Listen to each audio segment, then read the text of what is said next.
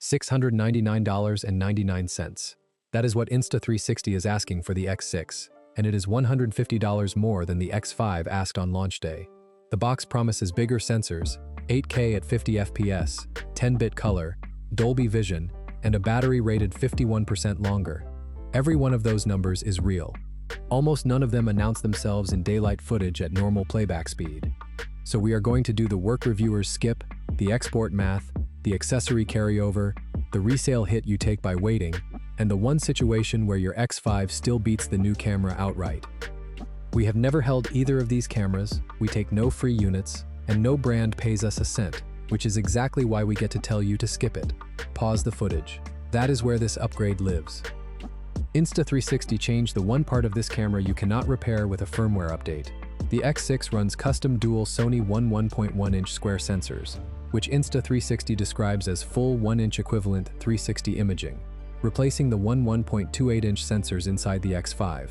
The company claims 33% more sensor area and roughly 4 times the light intake per frame, and more light per frame means less noise in the exact places small 360 cameras have always fallen apart. Dusk, tunnels, parking garages, and streets lit by nothing but shop windows. Reviewers who tested both cameras agree on where that gap shows up, and it is narrower than the spec sheet suggests. TechRadar called the X6 the first small 360 camera that stops forcing a choice between daylight sharpness and night performance, since GoPro had owned one end and the X5 had owned the other. The specialists at 360 cameras landed in the same place from the opposite direction, describing the difference as clear at night and around sunset, and mostly marketing in bright daylight. So the honest version sounds like this. If you shoot midday, on a bike, in open sun, you will need to stop both clips side by side and lean toward the screen to find the winner. If you ride home after dark or film indoors, in a bar, a garage, a gym, the X6 pulls ahead in a way you notice at normal speed, without pausing anything. One of those descriptions is your footage. The other one belongs to somebody else. The 8K printed on the box is not the 8K that lands in your timeline. A 360 camera stitches 2 lenses into one sphere, and when you reframe that sphere down to a normal flat clip, you export a slice of it, never all of it. That slice usually lands somewhere around 4K, which is the actual reason 8K capture matters here. It buys you crop room to choose your angle after the fact without the final file collapsing. The jump from 8K 30 to 8K 50 buys you 2 things: smoother motion when the camera is strapped to something moving fast, and the option to drop that footage to half speed on a 25 FPS timeline without the stutter that ruins most slow motion. If you film motorcycles, downhill runs, snow, or anything where the world whips past the lens, that frame rate is worth more to you than the sensor change. If you shoot walking tours and family trips and deliver at 30 FPS, it changes nothing about your day. Insta360 also lists single lens capture up to 5K at 60 FPS, 4K at 120 FPS for slow motion, 16K time-lapse in full 360, and 120mm 360 photos. One number deserves a check before you get excited about 50 FPS, and it is whatever headset you plan to play this back on, because plenty of standalone headsets cap 360 playback well below what this camera records, and the file gets resampled on the way in anyway. The camera is now ahead of most of the screens people own. The most expensive upgrade inside the X6 is one most buyers will never open. 10-bit color now runs across every shooting mode, including low light, alongside native Dolby Vision and an iLog profile with 14.5 stops of dynamic range. That combination exists for people who pull footage into a timeline and grade it, matching a 360 camera against a mirrorless body, rescuing a blown-out sky, holding shadow detail at a tunnel entrance. Here is the catch nobody puts in a thumbnail. TechRadar, reviewing the launch software, found the mobile app rough enough to name it in the verdict, and native DaVinci Resolve support was still listed as coming, rather than shipping. Tom's Guide arrived at the same conclusion from a different angle, pointing serious editors toward the Insta360 Studio desktop app and the Premiere Reframe plugin instead of the phone. A color pipeline you cannot move cleanly into your editor is a spec, not a feature. Storage is where this gets physical. 8K 30 footage runs close to 1 GB per minute, so the 47 GB of built-in memory that reads so generously on the spec sheet fills up in well under an hour of recording. Treat it as the card you forgot, not the card you planned. Anybody shooting a full day still needs a fast, high-capacity microSD. and anybody grading 10-bit iLog still needs the drive space and the machine to push those files around afterward. Something in your camera bag does not make the trip. The X6 runs a new 2600 mAh extreme battery, so your spare X5 cells and your X5 charge case stay behind, which is a real cost if you built up 2 or 3 spares over the past year. The mounts survive, and Insta360 says the X6 keeps compatibility with over 100 accessories, including X5, X4 Air, and Ace series magnetic mounts, so your selfie sticks, clamps, and helmet rigs carry across intact. The battery numbers are the cleanest win on this whole list, and they still arrive with an asterisk. Insta360 rates 140 minutes at 8K 30. TechRadar measured 136 minutes with no thermal shutdown, and 80% charge lands in roughly 24 minutes. Tom's Guide ran a harder test at 4K 60, recorded just under 117 minutes against 87 minutes from the X5, then watched the X6 overheat after 33 minutes during a British heatwave, and 56 minutes once conditions cooled. Runtime improved, heat did not disappear.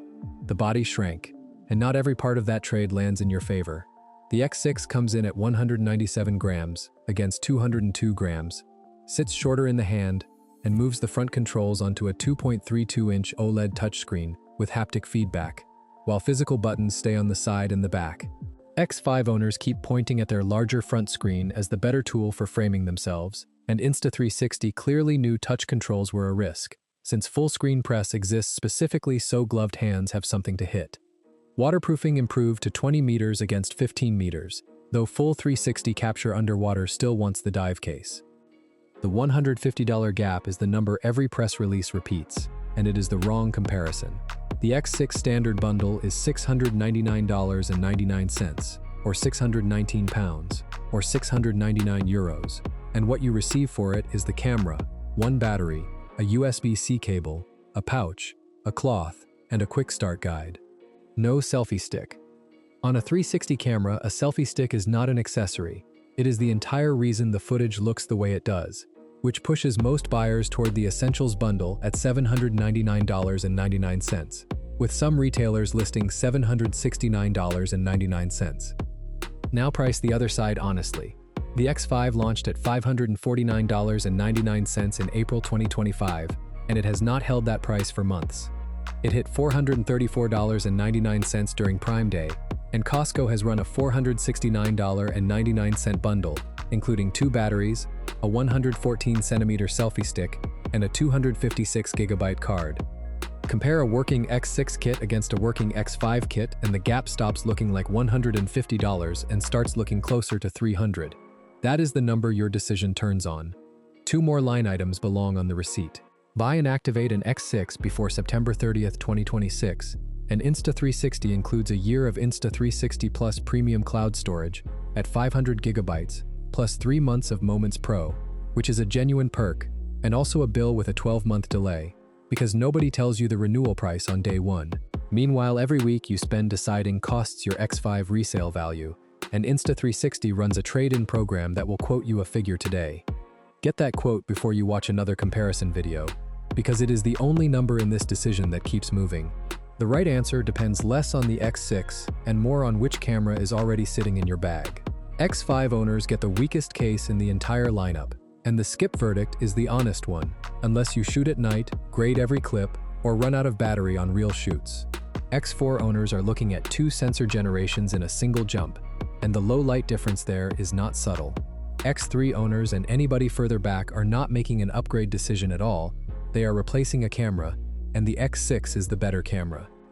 First-time buyers split along one question, which is how much you are willing to pay to avoid being wrong. The X6 is the more capable body and the safer 3-year purchase. With the larger sensors, the higher frame rate, 10-bit color, internal storage, and the longer runtime.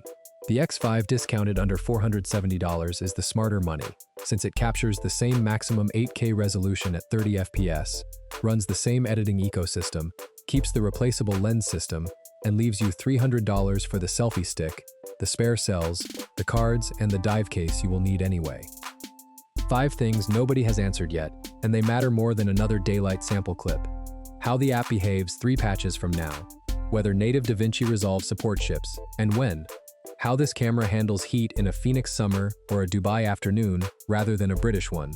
What Insta360 Plus costs the month the free year ends, and where X5 resale settles once the discount cycle runs a few more months. Anybody answering those today is guessing. Buying your first 360 camera, take the X6, or take a discounted X5 and spend the difference on the accessories that make it usable. Coming from an X4 or older, the jump is real and the money makes sense. Already holding an X5, keep it, unless you shoot in the dark or grade every clip you export. This camera raises the ceiling. It does not lower the floor your X5 already cleared. So give me the honest version in the comments. What is your X5 doing right now that the X6 would fix?